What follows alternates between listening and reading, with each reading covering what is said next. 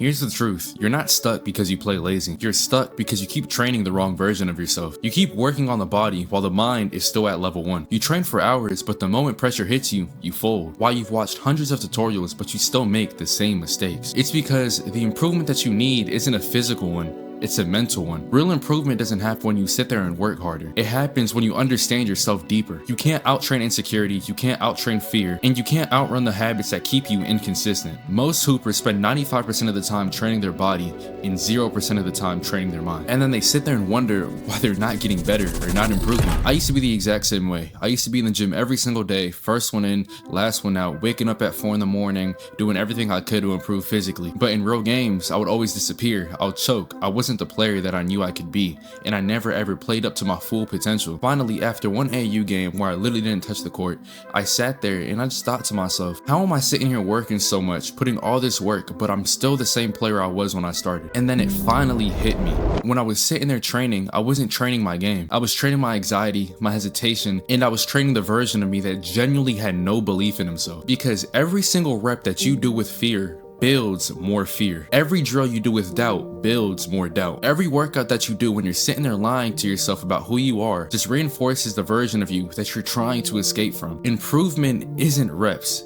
It's identity. So here's how you actually improve. Not that fake improvement where you sit there and put all your time and energy in and nothing changes, but the real improvement that rewires your brain from the inside out. Before you start with anything else, you have to fix your mind. Every single workout, every game starts before you even touch the court. It all starts in your head. It starts with the version of you that you decide to show up with that day. Most people sit there and train like the same insecure and doubtful version of themselves every single day. And then they sit there and expect to randomly transform into like Michael Jordan or Kobe one day. It doesn't, and it will never ever work like that. Before your first shot, before you even step on the court, ask yourself, who am I going to step on the court and train as today? Are you going to sit there and train as the same scared overthinker that never actually performs well? Or are you going to sit there and become the killer and the player that you know you need to be successful in this game? Sometimes in order for us to play like the player that we need to be, you can't be yourself. I know that sounds so backwards and I know it sounds stupid, but sometimes you genuinely just need to have an alter ego. Some cases you have to literally create someone that you want to become, and you have to practice becoming that person every single time you step on the court.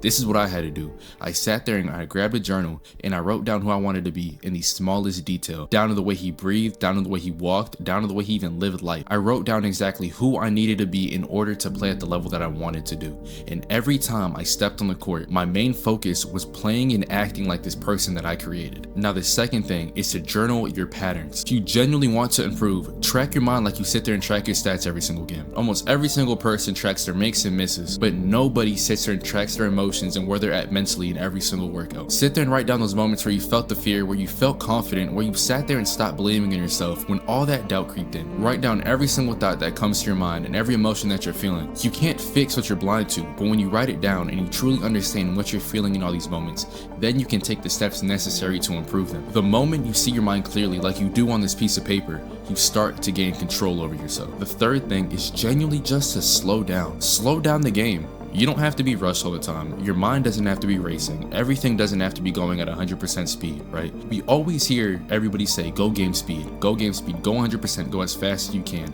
But what does that even mean? You look at all these NBA players and you see like Shay's never going 100% speed. Game speed for him is more between that 50 to 75% speed. Because when you go too fast, you can't control yourself. All of a sudden, you start making stupid decisions that you know you shouldn't be making, but you can't stop yourself because you're so rushed. This is physical and this is also mental. When you're rushing so much physically, you can't take the moment to sit there and realize how you're currently feeling in that moment. You can't realize when the fear is in your body if you're running at 100% speed the whole entire time and you don't take a second to pause, take a breath, and reflect. You can't sit there and think about the plays or the sets that you have to run if you're just literally have your foot on the gas the whole entire time. It's never going to happen. So slow down your reps and master the detail. Feel every single moment in every single rep that you do. When was the last time you sat there and genuinely felt out every single move that you did? When you went through a little tween cross slow, or you did a hezi pull where you sat there and focused on every single little mechanism going into the shot. When you train slow, you master the details. And when you master those details, you master the skill at hand. I want you to grab a notebook and write this down right now. Slow training equals sharp instincts. Sharp instincts equal automatic confidence. Automatic confidence equals improvement that you can see right now. And then number 4 is to break your attachment to the results. This is a huge one. Most hoopers are desperate for improvement, and that desperation does the complete total opposite of what you wanted to do. And that desperation actually stops your improvement. You miss one shot and suddenly your whole workout just feels ruined. You make one mistake in a game and all of a sudden something's just wrong with you. Stop sitting there and using every rep that you do as proof as who you are.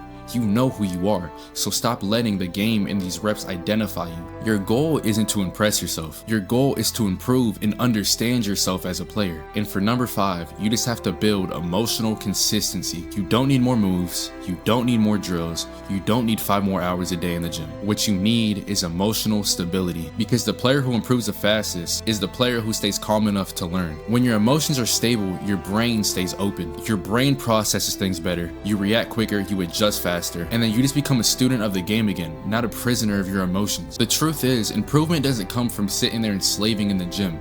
Yes, that does play a part, but the part that we all miss is all in the mind. When you slow down and you just train deeper, train your mind, and genuinely understand who you are as a player, your game finally catches up to who you know you can be as a player. The reason you're not improving is because you're trying to upgrade your game without upgrading the person behind it. When you fix the mind, the game follows with it. If you want a deeper breakdown on how to control pressure, silence fear, and build true confidence and play like the player that you know you truly can be, I built a community called Project Mindstate. It's the exact mental blueprint I built to stop overthinking and play like I truly knew I always could. If you're serious about basketball and becoming consistent, tap the link in the description. I'll see you inside.